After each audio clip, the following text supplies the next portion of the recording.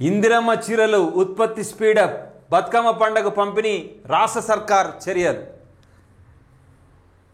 గత బీఆర్ఎస్ ప్రభుత్వం 10 సంవత్సరాలు కూడా బతుకమ్మ చీర అనేది అందజేయడం జరిగింది.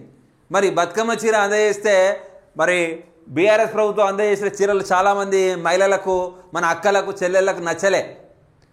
ఏం చీర ఇది, పాలిస్టర్ చీర అని చెప్పేసి కొన్ని ఏరియాలలో వాటిని తగలబెట్టడం కూడా మనం చూసినాం. ఇది బతుకమ్మ చీరరా అన్నారు. మరి అధికార పార్టీ కాంగ్రెస్ వాళ్ళు కూడా మీరు కూడా ఈ విషయాన్ని కొద్దిగా గమనించండి. మీరు ఇచ్చే చీర వాళ్ళు పండుగ నాడు కట్టుకునేటట్టుగా తయారు చేయండి.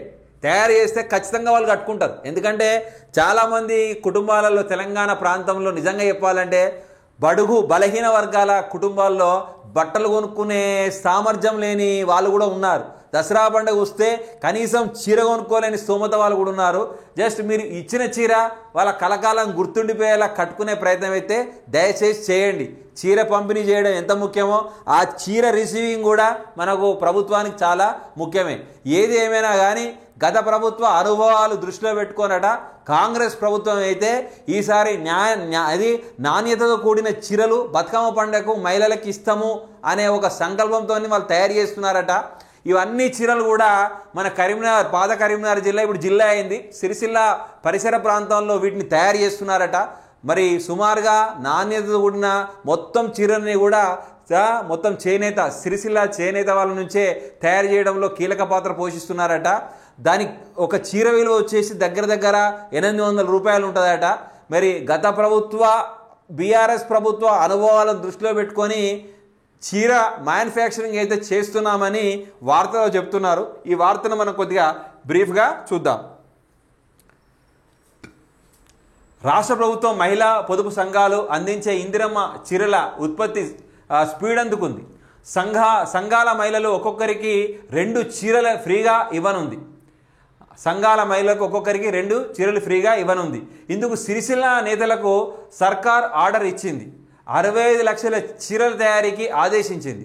2 విడతల్లో 9 కోట్ల మీటర్ల వస్త్రం అందించిందట. 318 కోట్లు కేటాయింపు. దాదాపుగా రాష్ట్ర బడ్జెట్ నుంచి ఈ చీరల కట 318 రూపాయలు కేటాయించడం జరిగిందట. సిరిసిల్ల టౌన్లో అధికారికంగా నేత కార్మికులు ఉన్నారు.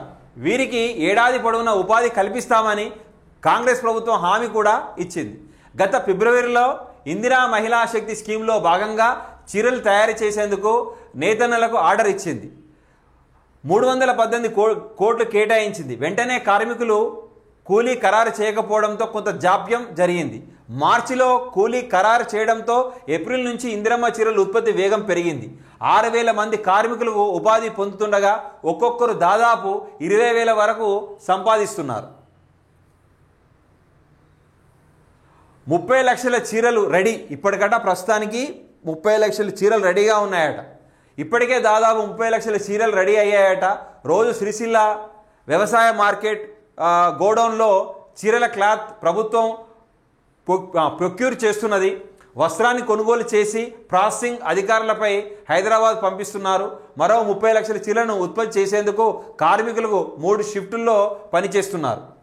చీరల ఉత్పత్తి చేనేత జౌళి శాఖ కమిషనర్ శైలజ రామయ్యర్ పర్యవేక్షిస్తున్నారు. చీరలు నాణ్యతతో రూపొందుతున్నాయి. గత ప్రభుత్వం హయాంలో బతుకమ్మ చీరలను నాసిరకం పాలిస్టర్ క్లాత్ తయారు చేయడంతో మహిళల నుంచి తీవ్ర వ్యతిరేకత వచ్చింది. ఈసారి అలా కాకుండా నాణ్యతతో కూడిన చీరలను ప్రభుత్వం ఉత్పత్తి చేస్తుంది. ఒక్కొక్క చీర దాదాపు 800 వరకు ధర పలుకుతుందని టెస్కో ఆఫీసర్లు చెప్తున్నారు. మరి గత ప్రభుత్వ అనుభవాలను దృష్టిలో ఉంచుకొని పాలిస్టర్ చీరలు అట్లా కాకుండా చీరలో నాణ్యతమైన చీరలు అందిస్తాం. ఆ చీర విలువ వచ్చేసి 800 రూపాయలు ఉంటుంది. మరి ఎక్కడ బతుకమ్మ పండుగ అప్పుడు ఏ మహిళ కూడా చీరను సంతోషంగా రిసీవ్ చేసుకోవాలి, ఆనందంగా సంతోషంగా స్వీకరించాలి అనే విధంగా నాణ్యతతో తయారు చేస్తున్నారట. చేనేత నుంచే, సిరిసిల్ల చేనేత కార్మికుల నుంచే వాళ్ళు తయారు చేస్తున్నారట. గత ప్రభుత్వం సిరిసిల్ల చేనేత కార్మికులకు ఒక హామీ ఇచ్చింది, మీకు చేతి నిండా పని ఉంటుందని. అదేవిధంగా మరి ఇతర రాష్ట్రాలకు ఆ వర్క్ అప్పయ్యకుండా స్థానికంగా మన సిరిసిల్ల జిల్లా నేత కార్మికులకే ఈ యొక్క అద్భుతమైన అవకాశాన్ని ఇచ్చారట. దాదాపుగా ఒక్కొక్కరికి 20,000 సంపాదన కూడా వస్తుందట. ఈ విధంగా ఇప్పటికీ 30 లక్షల చీరలు రెడీ అయ్యాయట. ఏది ఏమైనా కానీ నాణ్యతతో కూడిన చీరనిచ్చి విజయదశమిని విజయవంతంగా మహిళలు జరుపుకోవాలని కాంగ్రెస్ పార్టీ ఆశాభావంతో ఉంది.